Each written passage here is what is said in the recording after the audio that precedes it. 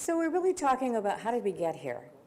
And we've had a little bit of an introduction from Tim and from Lisa about some of the things that we've been doing and what was our plan. I'm going to bring this back again because I know you've heard this twice already, but we started off with a mandate from nationally and provincially about what we were supposed to be doing. Here's the big question. Any of you feel like Woody sometimes? Do you guys know Toy Story? So here's a little tiny, tiny Woody sitting on the end of the pier, and a giant, huge question, what is patient-oriented research? And I think we struggled with that at the beginning because we weren't quite clear what it was. Who did it involve? Who did it include? Who did it exclude? Was it community? Was it hospital? Was it university? What was this? This thing that we didn't know what it was. So we did a clever thing. We went to Banff. When in doubt and you have no idea what you're doing, go to Banff. I suppose if you were in Edmonton, you would say, no, no, no, go to Jasper. But I'm not a Jasper fan, I'm a Banff fan. Anyways, so we went to Banff and we had a retreat, a AbSPORU retreat, kind of on a bigger scale. And we used the opportunity from the CD platform to say, okay, what are we supposed to do? Where are we supposed to go? Where are we supposed to go? How do we get there? And just as an aside, anybody in here who's a photographer, I took this picture out of the front windshield of the car as we're driving to Banff. Pretty big, a pretty good picture, eh? From a phone through your windshield, and not bad. So the retreat in Banff was in June 2015, and you think, wow, okay, that's kind of where we started. We invited a real range of participants to come together, patients, students, researchers, program managers, SCN leaders, strategic clinical networks, for those of you that are not familiar with that lingo. And we had 3 breakout sessions to answer the questions, what's our current state and resources? Where are we right now in time? What does the future of capacity development look like? And what are the key steps for moving forward? We did an environmental scan, quite an extensive one. And Melanie Rosario, Melanie joined us, as Diane mentioned, as our associate director. And Melanie was knee-deep in what do I look at and, where is it kind of a stuff. We looked at what was out there now. Who's doing what? We don't want to recreate things if they're already being done. We looked at professional development. We looked at courses. We looked at online materials, series, web resources, whatever was out there. Is there material out there right now? Is there training out there right now to help people develop the skills for patient-oriented research? We also did interviews with a number of people throughout the province, and we also had some discussion groups at the retreat with some of our participants. What's out there? What do we have? What we found was we've got a map of the province. I didn't put it on here because it's a little teeny-weeny font, a 4-point, because there's all kinds of stuff going on in the province. What our problem is not connected. It's lots of stuff, happening at U of A, U of C, U of L, in the community with SCNs, with AHS, one-offs, or series of things, but not connected in any cohesive way for somebody to say, yes, I've done some training in patient-oriented research. So that was our first kind of clue. So how do we, what does the future look like? So we asked people in our group, what does the future look like? We said, potentially there's 3 streams of capacity development. Were there gaps or other considerations? Did we have some potential barriers and facilitators? Of course we did. What would they be? Because you get really excited at the beginning of a project and you want to just jump in and do everything, and sometimes that's not entirely possible. Moving forward, who are the critical stakeholders that we need to make sure we keep bringing in the people that are involved? Are there explicit linkages between community-based needs and patient-oriented research? And what are the measurable outcomes? How many of you have done evaluations? Done them as in ran them, and then how many of you have completed them? So we do a lot of evaluations. And what do we typically do? We count, How many people were there? Were you happy? Did you like the food? How was the lighting? Was the speaker engaging? Yes, put down yes for me. No. That's the kind of things we collect typically for evaluation.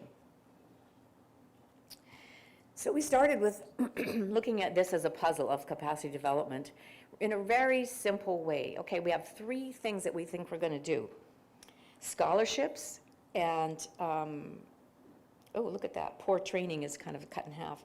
A poor training program, just-in-time webinars and seminars and courses. So a topic comes up and it's new and people need to know about it, we'll do a seminar next week. It's just in time. We don't plan for it till 6 months or a year ahead. And then career laddering and course-based master's degree. So we thought that would be 3 places for us to start. In career laddering, we thought we could start with, a certificate, work up to a kind of a basic certificate, a more advanced certificate, and then up to a master's degree jointly through the universities. Sounds like a good idea.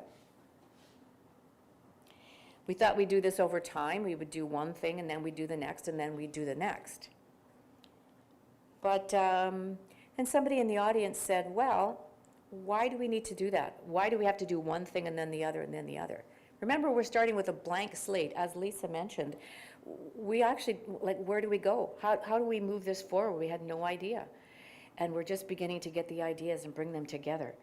So the time element, we took our puzzle and we flipped it and said, okay, let's do all 3 of these things at the same time, over time. We don't have to wait until we've got one thing done, the scholarships and the training program. We don't have to wait till we've got that in place before we start the next thing.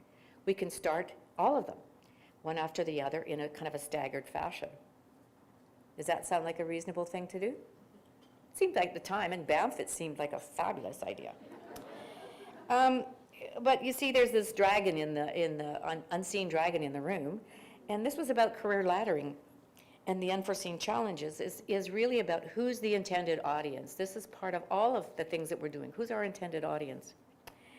Is it people in the workplace? Is it university students? Is it university faculty? Who is it? Do we want people to have credentials? Do we want them to have a little piece of paper they can put up on the wall? Do we want them to have recognition in the workplace? Do we want this to be, at one point people were talking about, this would be required. You have to do this, credentialing before you can work in clinical trials. Yeah, okay, that idea kind of died on the table. How much does it cost? Are we going to charge learners to come to all of these capacity development sessions?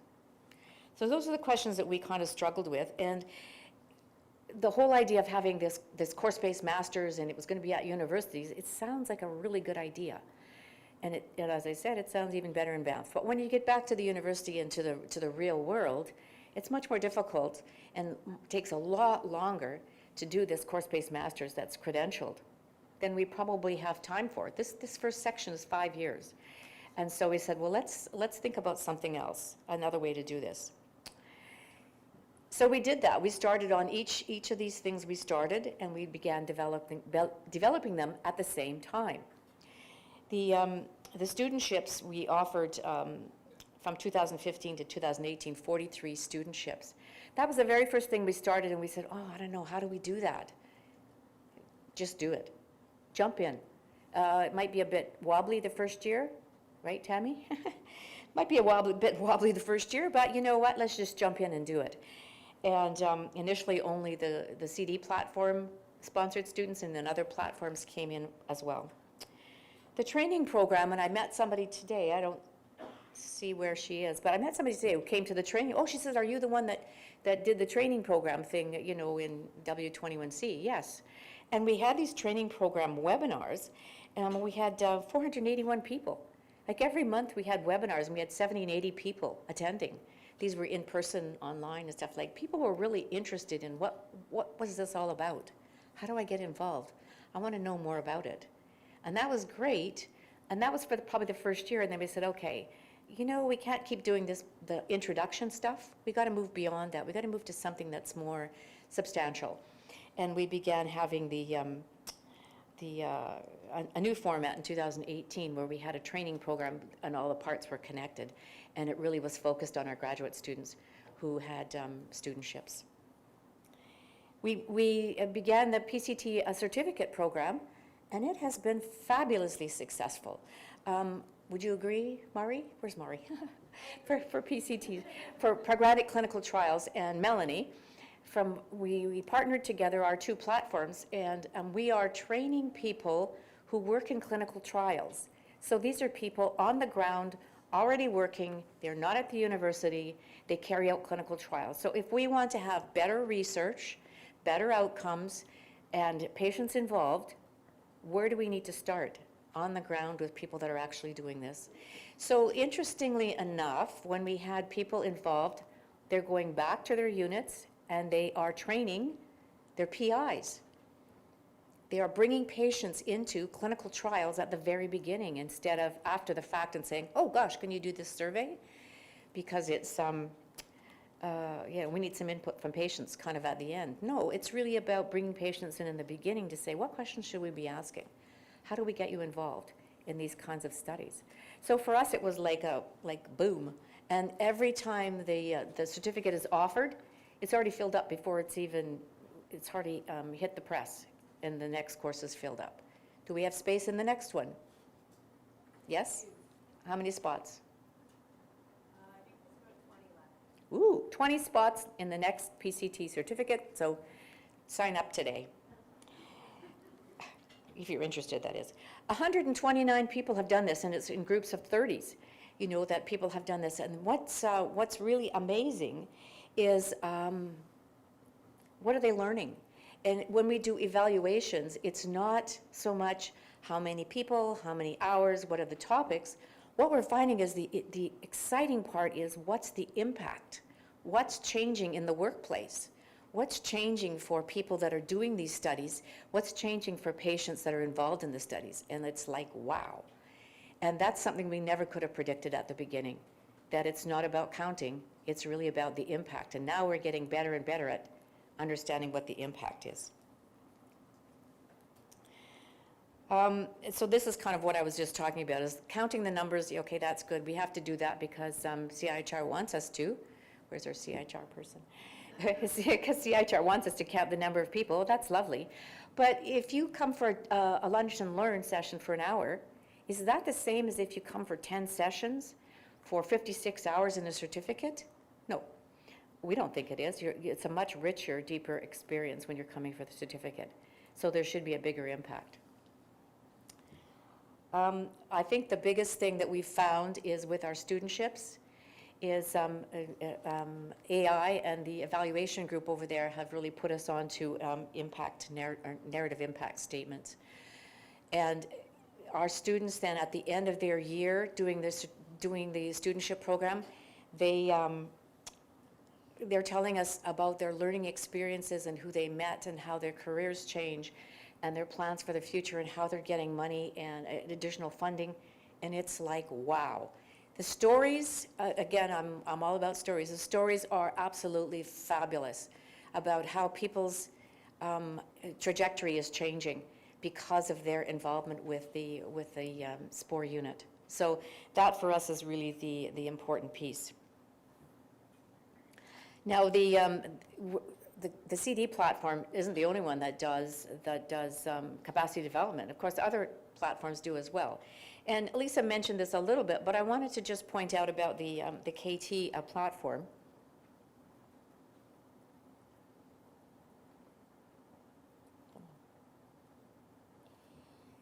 The KT platform is, can you guys see this from the back? This is quite they've done this in a very nice way to show how all the pieces are connected together, because it's not just about doing one thing, but it's about doing many things. When you hear about the KT group giving consultation in something, do you think that there's also some capacity development occurring? I think there is. Like, people are learning about how to engage patients, how to carry out patient-oriented research. So there's also some other kind of, I would call them almost gray areas, where capacity development is happening within the activities of people carrying those out.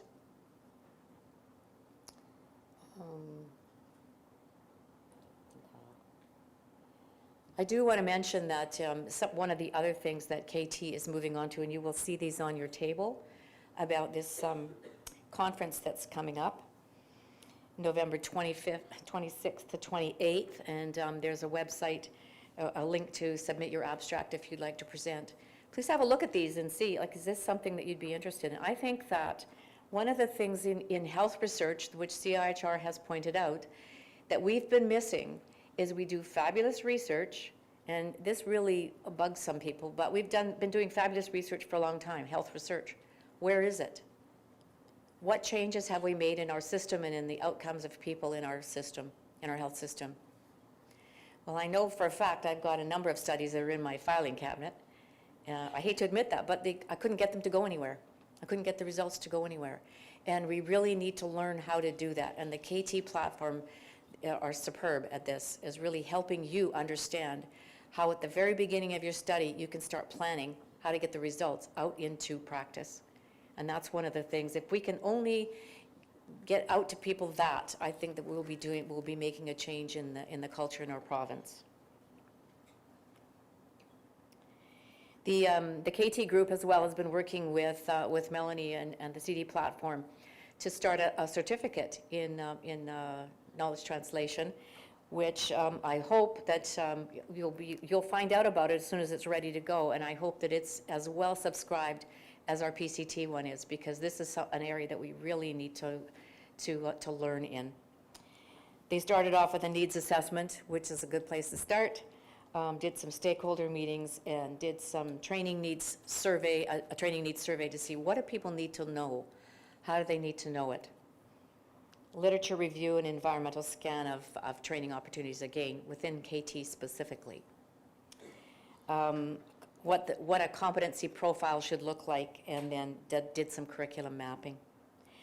They've done an interesting way to look at this, and the writing beside each of these little honeycomb things is very tiny, and I apologize for that, but I couldn't figure out how to take the slide apart and make these bigger.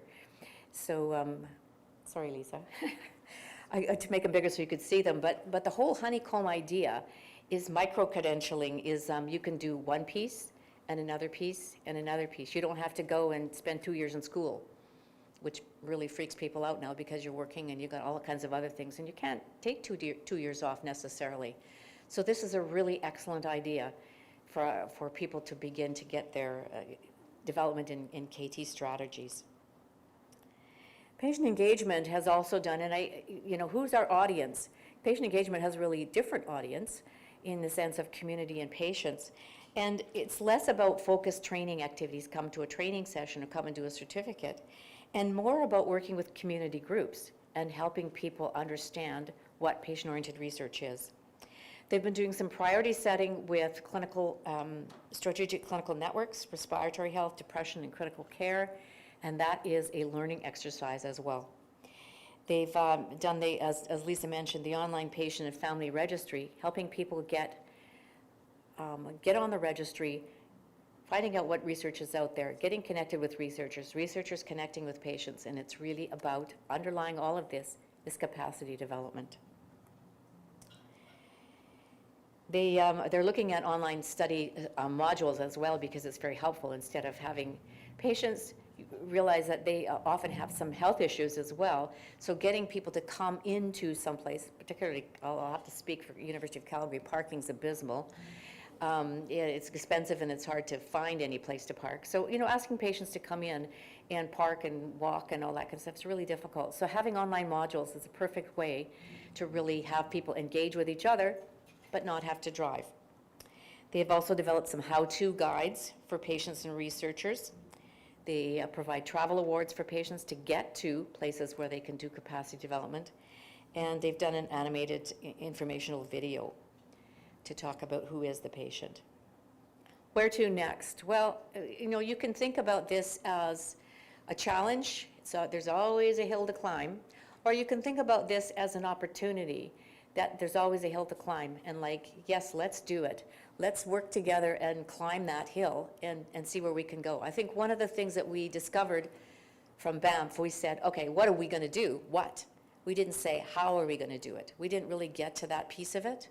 And what we've discovered is technology has made this, we've been able to facilitate a lot of different training and capacity development activities and grown so much in that direction because of the technology and being able to reach the province without people leaving their living rooms or changing out of their pajamas or whatever.